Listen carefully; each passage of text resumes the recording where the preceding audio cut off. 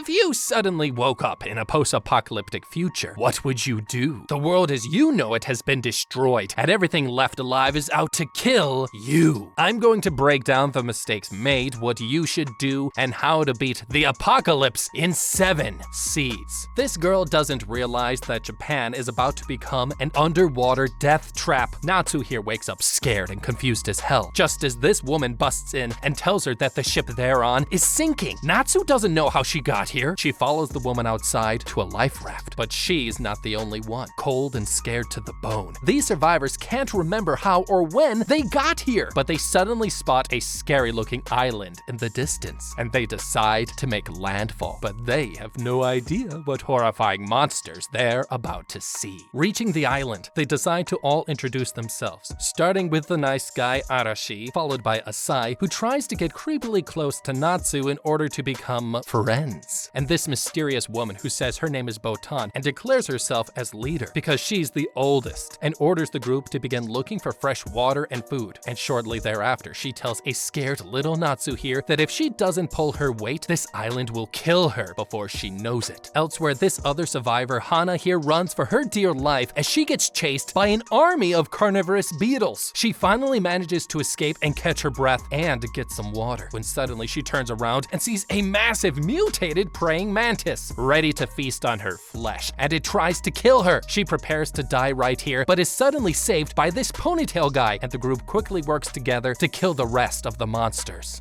Okay, this is nuts. We have seen too much crazy shit to make me think that we are just on a regular island. This creature looks like a praying mantis that is literally more than double our size, which clearly means that not everything is as it seems. If we were to assume that this creature is similar and possibly within the same family tree as the mantis insect family, then we can assume that this thing is similar in its characteristics and structure as them. And this means we're in trouble, because the praying mantis is more of a methodical killer than most people realize. Predatory animals are normally divided into two categories based on how they catch their prey. The first ones are known as the pursuit predators, like cheetahs or robberflies, who chase down their prey. They're more flashy, and they're basically the famous superstars of the animal world. But then you have the second group, known as the sit-and-wait predators. These creatures usually have hunt patterns that are similar to a wind-up toy. They sit and perform the same action over and over. However, praying mantises are a different horrifying breed, because they can adapt to catch their prey by varying their strike speed and can calculate how fast they need to be in order to catch their prey. They can strike at a speed of 60 milliseconds. But here's the thing, folks. This creature is not like most other predators out there, because unlike those things, this bug has one written rule hard-etched into its DNA that I think we can use, and that is the fact that this creature only eats live prey. Meaning Hana here, as soon as she spotted this bug in the corner of her eye, should not have moved an inch, because all of her movement and being all higgly-piggly and moving around caused her to become more of a tasty snack in the eyes of this horrifying monster. And this is in tune with how certain species of larvae survive when predatory birds like dunnocks accidentally drop them after grabbing them out of their sand pits. The moment the larva falls from the bird's grasp, it plays dead on the floor in order to make the bird think that it would be way too much of an effort to go back for it, and instead would rather get more food somewhere else. This type of resource management system ingrained in certain wildlife means that Hana should not have moved and played dead initially, which would then ideally not aggravate the praying mantis and keep things calm long enough for her friends to show up and save her, which, by the way, they were not that far behind to begin with. But regardless, Hana here was way too carefree about how she acted, and this is likely gonna cost her very soon. After killing the horde of monsters, the group heads back to their base. Just like Natsu and her survivors, Hana's group can't remember how they got here, only that it's been 2 weeks since they woke up, and now they're running out of supplies. Old green shirt guy here then declares himself as the leader through physical dominance, and then demands that they leave this island in search of help, and he isn't taking no for an answer. Later that night, the group then leaves by boat, but this island has other plans for them, and suddenly everyone here gets swept up in a storm, just as they arrive right back to where they started, on this horrifying island. And now there's a sea of eyes all looking at them. Scared and angry, old green shirt guy tries to grab this comatose little injured girl and use her as bait, but Hana protects her and makes this guy trip and fall right into this swarm of bugs. Thinking he's dead, they leave old green shirt guy to his doom, and that was their biggest mistake. They head back to their shipwrecked boat to look for supplies that they can use when suddenly they hear footsteps of someone approaching. It's old green shirt guy, and he's alive! And he just acts like everything is handy dandy and tells the group that he's found shelter and leads the group deep into the dark jungle. But Hana here can tell that something is terribly wrong. Meanwhile, back at Camp Natsu, she thinks their leader Botan knows more than she's letting on. Everything that this lady has done has been way too calm and collected. She's been way too prepared and knows exactly what to do in every single situation they've been in. Natsu tells Arashi here that she thinks she could be one of the people that kidnapped them. He tells her to pack up her things, and the two suddenly leave the camp before anyone notices. And that was a big mistake. This island is out to kill them, and suddenly Arashi gets swiped up by a giant man-eating Vetus flytrap. Natsu tries to help by getting him a knife, but suddenly another giant plant traps her up too. Terrified for her life, Natsu thinks she's going to die, but all of a sudden this mysterious stud glasses guy saves both of them, right as Botan and long hair guy run into them as well. Arashi asks what the hell is going on, and Botan and glasses guy finally tell them the horrifying truth.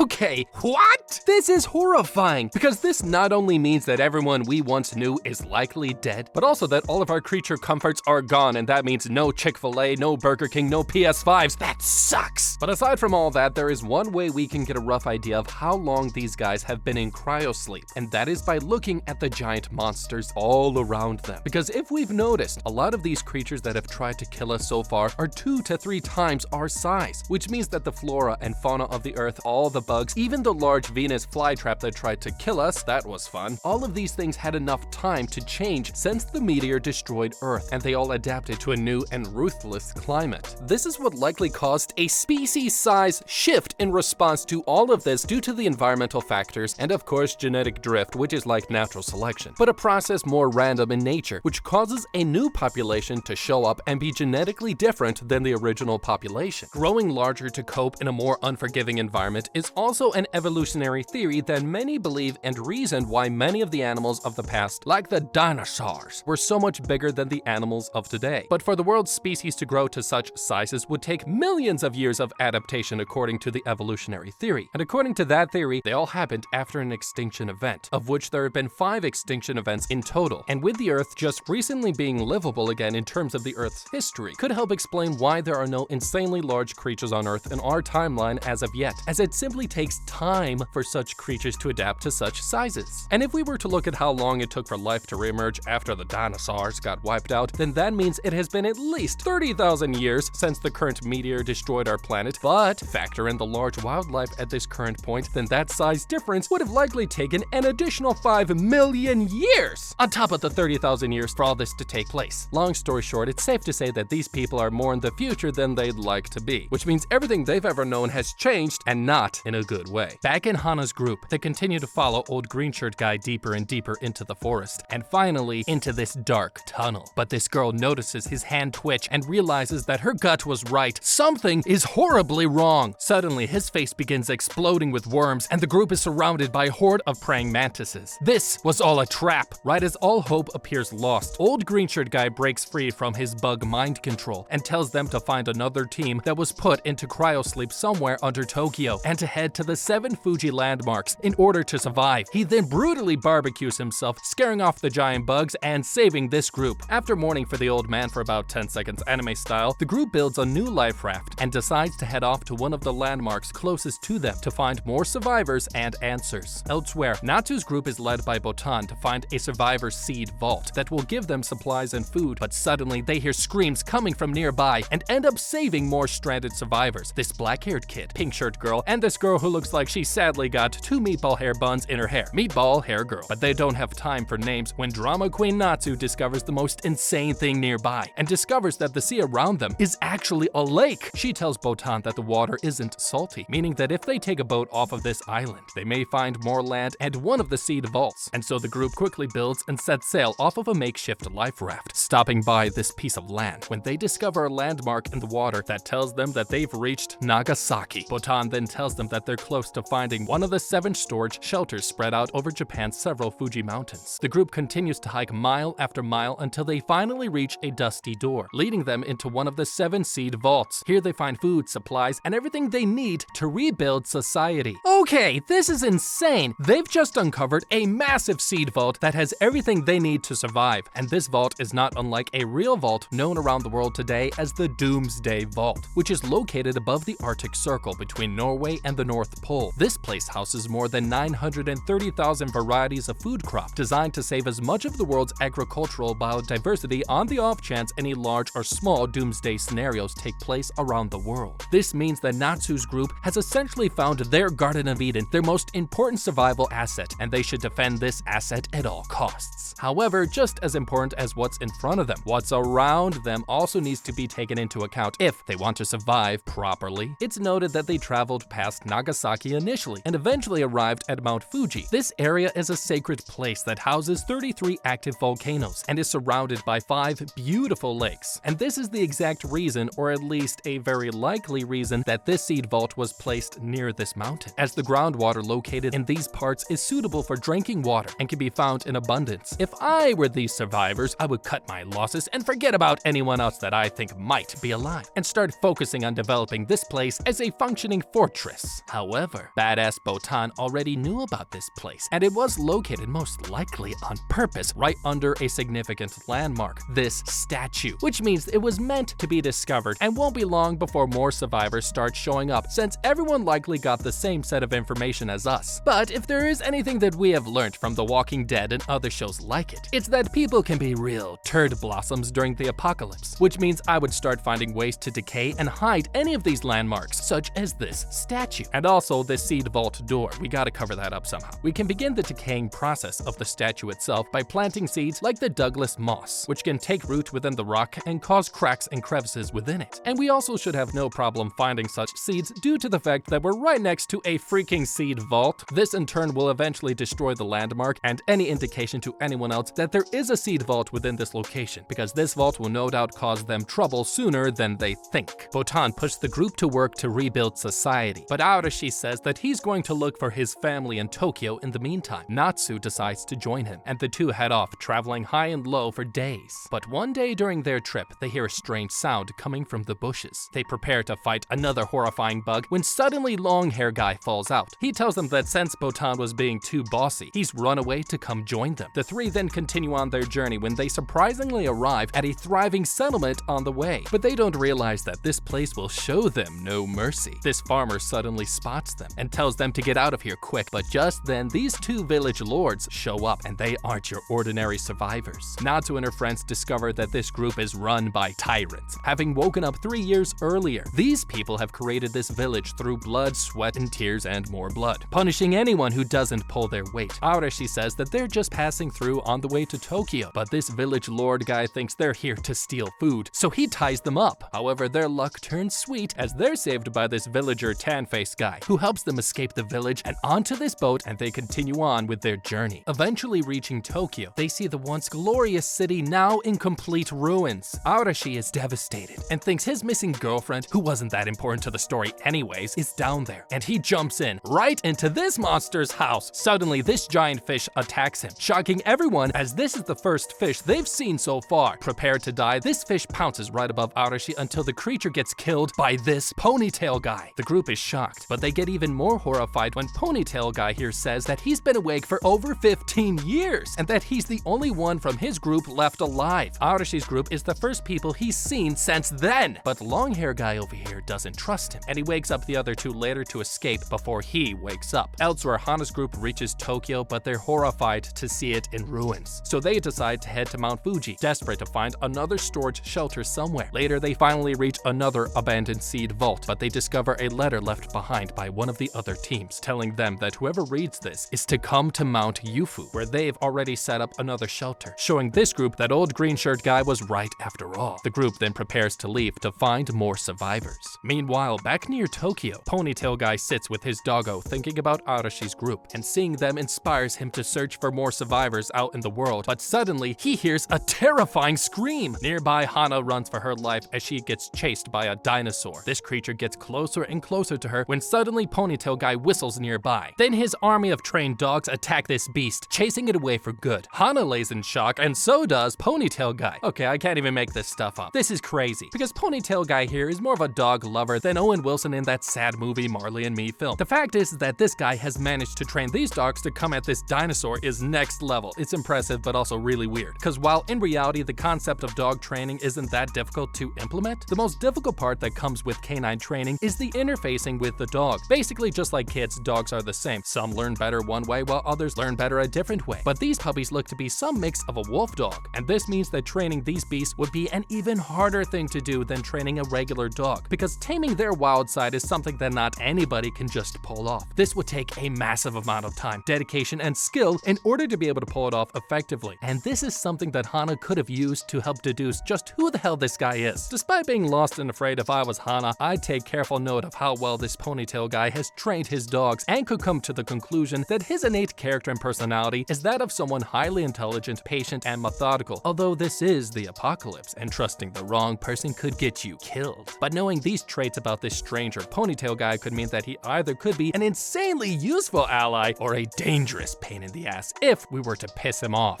After saving her life, Hana asks Ponytail Guy to join her group. After a quick shave, he informs the group of who he has met so far, but from what he says, Hana thinks he may have run into her boyfriend, which means that he could also be alive. Yay, she has hope. Later it starts raining, and this suddenly causes Hana to trip and fall right into this blue slime. She doesn't think anything of it, but she doesn't realize that this will cost her her life. The next day, she begins to realize that her hand has started to transform into something horrifying, and notices this dinosaur outside dying from the same blue slime she fell into. Ponytail Guy doesn't see that she's been infected, and says that this unknown blue slime appears every rainfall, and since there's no cure, he says to stay away from it at all costs. This cements Hana's fate as she realizes that she's going to die soon. However, not wanting to be a burden to anyone, she later leaves the group behind and leaves a note saying that she's gone to look for her boyfriend. But Ponytail Guy ain't letting her go anywhere, and eventually catches up with her, only to find that she's gotten even more sick. Running out of options, he prepares to put her out of her misery when he sees something insane. One of his dogs accidentally licks the blue slime, and the dog's mother then immediately dunks him into seawater, curing the puppy instantly. And this gives him an idea. Dumping her into this saltwater lake, Hana gets instantly cured, this time giving her the actual motivation to go find her boyfriend. Oh, love wins overall. Right. Elsewhere, Arashi's group on the run find an abandoned boat, and after seeing enough destruction and despair out on their adventure, the group decides to head back to their original group, using this boat. Once they figure out how to use it, back in Hana's team, the group continues trekking throughout the land as everything around them begins to get swallowed up by this mysterious ash, and they finally stumble onto this abandoned vault. But this place is different from any seed vault they've seen before. They don't think much of it and head inside, but this move will cost someone here their life. Suddenly, they run into members from Lord Guy's and Lord Girl's village, and they meet up with Tan-Faced Guy, who mentions that the recent ash from the sky caused them to abandon their village, forcing them to take shelter in this scary place. And this group has no mercy, and later that night, Tan-Faced Guy's group kidnaps Hana's team member, and the other members of Tan-Faced Guy's group take Hana's boat. But Hana, turning into a full-on independent boss babe, tries to stop them, just as her group discovers this underground farm. And here she discovers this group of corpses and this diary. She reads it and discovers that this place was once an apocalypse shelter for a group, but due to a deadly virus that began spreading inside, everybody was forced to quarantine until they eventually died. But just then, at the back of the diary, Hana makes the most shocking discovery and sees her father's picture inside the diary itself. And oh, it's a crazy secret. But just then, Hana, her group, and Tan-Faced Guy realize that this whole place still has the virus present, and they rush to find Lord Girl and Lord Guy's group to tell them to get the hell out of here. And everybody quickly realizes that this shelter was a death trap all along. Both groups make a run for it as Hana is reunited with her abducted friend. But as everybody leaves the vault, they run into these strange masked men, and that was their biggest mistake. The masked men ask if anyone in the group ran into the virus found down there, and Lord Girl, like a dum-dum here, says they did. Suddenly, this guy takes out his piece and tries to shoot her full of lead, but Tan-Faced Guy protects her, killing himself in the process, which then awards him with the title of the world's most dedicated simp. Okay, this is batshit crazy on all types of levels. The people in this vault basically began killing off people due to food shortages, and they did this by literally grounding innocent people into minced meat. meat. But to make sure nothing went to waste, they used the minced human meat to feed the animals. And this somehow genius of an idea allowed this harmless parasite to begin infecting the animals and eventually found its way to begin infecting humans. Whoever these scientist studs are were better prepared than this group was, and it's clear from how they just reacted that they are ready to survive no matter the cost. But while their assumption is that there is no cure for this mysterious disease could seem far-fetched, in reality, their thinking is not that crazy, because this virus carried itself out in a way known as the zoonotic spillover, which is a term used to describe the process of pathogen transmission from wild animals to humans, similar to recent events. The crazy thing is that the National Library of Medicine estimates that over 60% of all emerging human infectious diseases have a zoonotic origin and have come from animal species. From HIV being introduced into the human population from non-human primates in the 1920s to the Middle East respiratory virus emerging in 2012. This type of creepy shit coming from animals first is more common than people realize. This means that this shelter before it got destroyed should have been way more careful due to the fact that they were sharing an enclosed space with animals to begin with,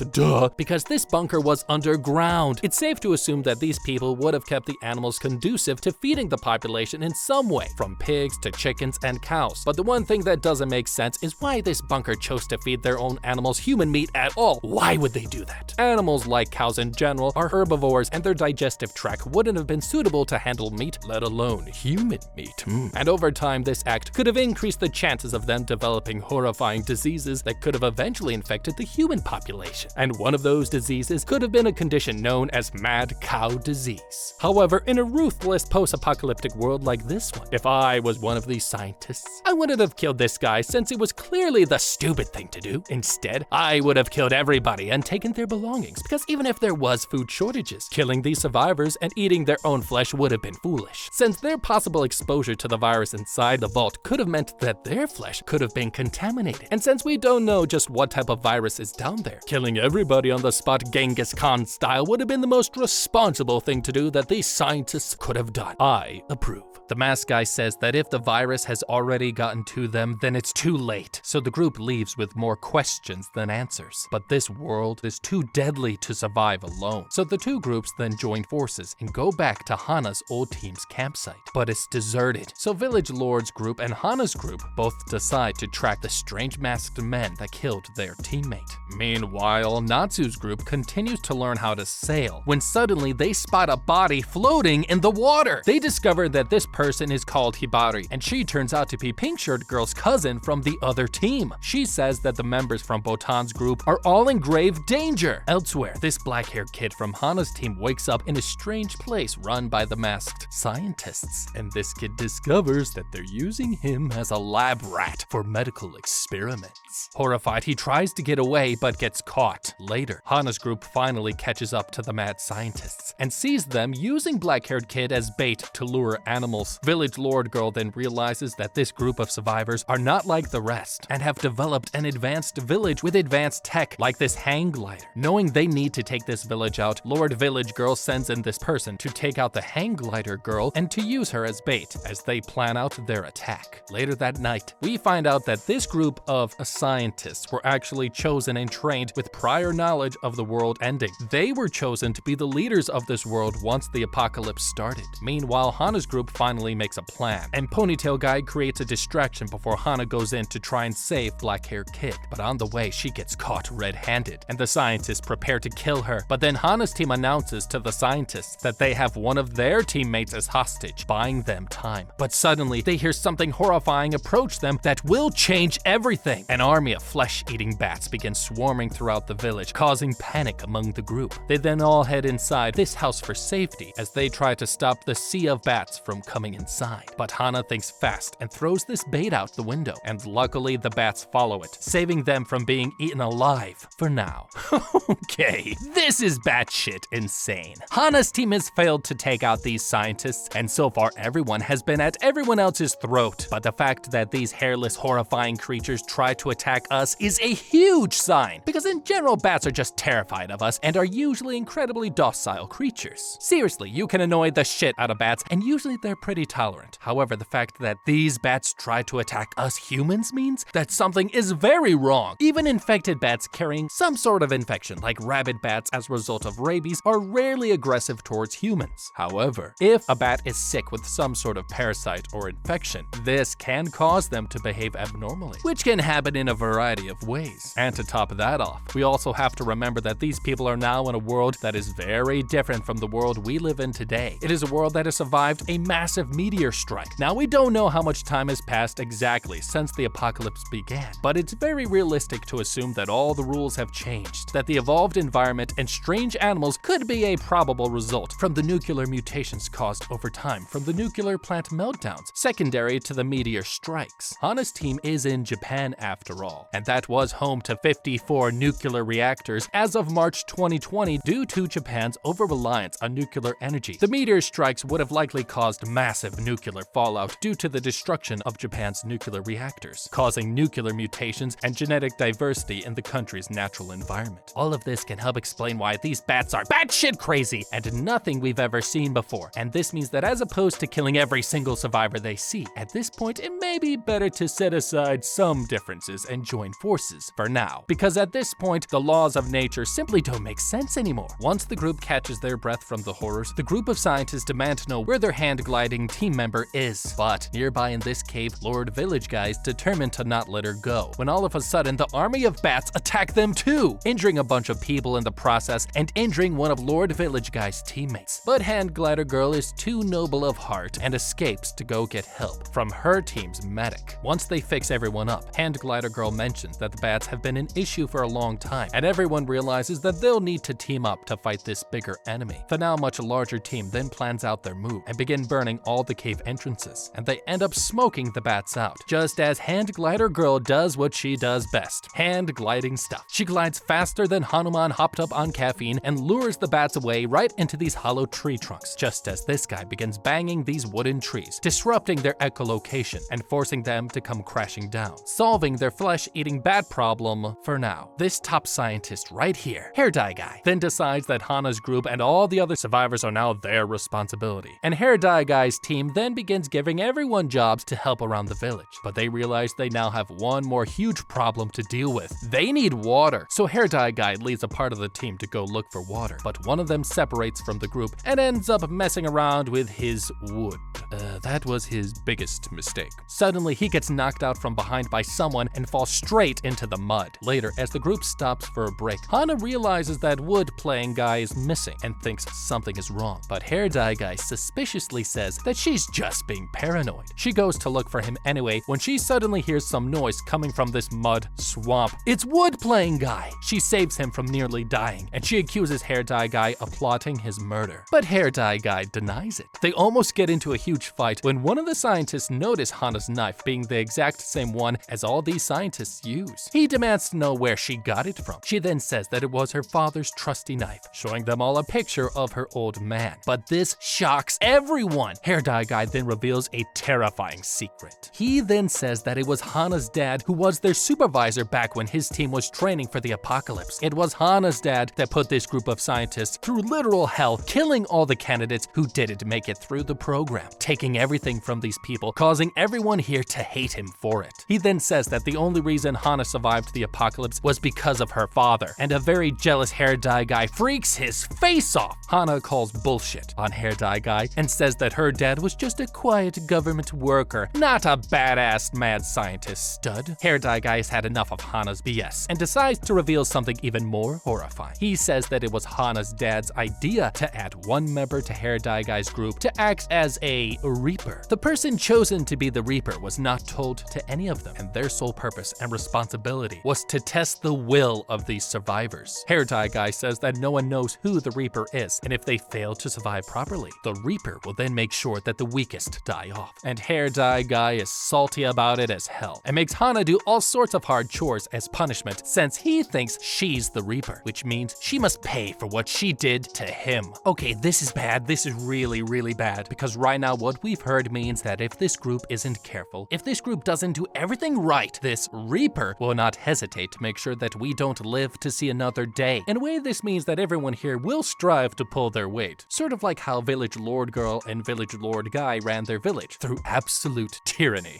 Brilliant. Now, while this might sound insane, as a mini society, ruling this way does have its benefits though. As mentioned, for fulfilling obligations and jobs out of fear will ensure that many do not break the status quo. And since no one knows of the Reaper's identity, this will mean that no one person will be at risk towards the general public. However, it is a double-edged sword, as no one knowing who the Reaper is will likely mean that soon the public will get too paranoid for its own good, and may even end up revolting due to an unjust, non-democratic society. This is why if I was Hana, I would be paranoid as hell about who this Reaper was. It's noted that right before Hana found Wood playing guy, she asked the group around the campfire if they had seen him before, and at that moment there were 5 people present, assuming that no one else knew where Wood playing guy was, since it was just these 5 members who went on this water-finding mission. This means that likely one of these people here is the culprit. Ponytail guy would have had no insidious motivations, since there would have been nothing to gain from him killing Wood playing guy. Neither would there have been any motivation for Village Lord Girl unless it was just random. However, the people we still don't know anything about are these 3 scientists, but it would have been too obvious for Hair Dye Guy to try and pull some shit, since he already was putting more attention on himself this whole time due to his whining about Hana's father. Get over it, dude. Also, him being the leader means that him disappearing for no good reason would have looked mighty suspicious as hell, don't you think? Which means if I was Hana, I would keep an eye out on this girl and this white-haired guy, as these 2 right now are our biggest suspects. Elsewhere, Arashi tries to continue sailing their boat when it finally gets stuck for good. The group then returns to land and end up coming across an old village that they don't realize belonged to Village Lord Guy and Village Lord Girl. And here Natsu discovers the note left behind from Hana to her boyfriend, who she finds out is Arashi, and she's not too happy about it. She does prepare to give Arashi the letter though, when suddenly Meatball Hair Girl and Glasses Guy show up and tell them that Botan's group is in trouble. They go to rescue them, and it is here that Natsu finally gives Arashi the letter belonging to his long-lost girlfriend, finally letting him know that she's alive. Back at Hana's team, she prepares to leave the group when she gets summoned to go on one last dangerous mission with Botan's group and the scientists to look for water deep in this terrifying cave. But that's when white-haired guy decides to split up with Hana and this girl, and he makes Hana rope down this cliff face. Suddenly, white-haired guy takes out his knife and begins cutting Hana's rope. He says that Hana's presence in the group has made their leader, Hair Dye Guy, mentally unstable, and that she must die in order for the group as a whole to survive. Hana begins freaking out, and she finds out that it was white-haired guy who tried to kill Wood-playing guy earlier. He must be the Reaper. White-haired guy then cuts the rope, and she falls to her death.